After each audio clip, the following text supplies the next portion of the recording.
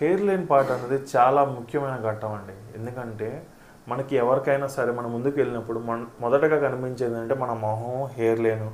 So hair line part అనేది న్యాచురల్గా కానీ మనం గీయించుకోకుండా అన్యాచురల్గా కానీ మనం గీయించుకొని చేయించుకుంటే మనకి ఏం జరుగుతుంది అంటే రేపటి రోజుల్లో చాలామంది నేను కింద వరకు గీయించుకొని వచ్చి నాకు హెయిర్ లైన్ కొంచెం అన్యాచురల్గా కనిపిస్తుంది, నాకు హెయిర్ లైన్ రిమూవ్ చేయండి అని అంటే మటుకు రిమూవ్ చేసినందుకు డబ్బులు ఖర్చు పెట్టాలి, మళ్ళీ గ్రాఫ్ట్లో పోతున్నందుకు బాధపడాలి. ఇవన్నీ జరుగుతాయి కాబట్టి హెయిర్ లైన్ పార్ట్ అనేది సో డాక్టర్లు చాలా వరకు న్యాచురల్గానే హెయిర్ లైన్ అనేది గీద్దాము, మనకి గీయించి చూపిద్దాము, 1-2-3 హెయిర్ లైన్ అనేది గీయించడం జరుగుతుందండి.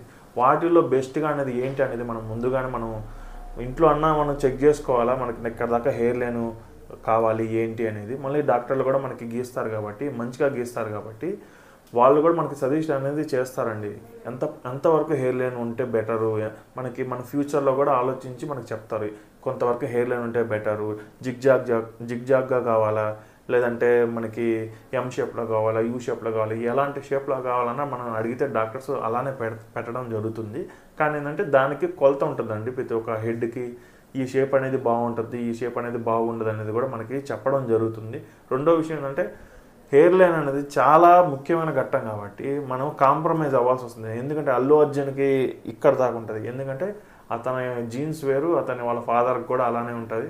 సో అతనికి ఉన్నట్టుగానే మనకి కింద వరకు కావాలంటే అన్నాసుగా కనిపిస్తుంది కాబట్టి వీలైనంత వరకు మనం ఏజ్డ్ అవుతున్న కొద్దీ మన హెయిర్ లైన్ అనేది మనకు కొంచెం పైకి వెళ్ళడం జరుగుతుంది, చాలా మార్పులు అనేది రావడం జరుగుతుంది మన తలలో కూడా.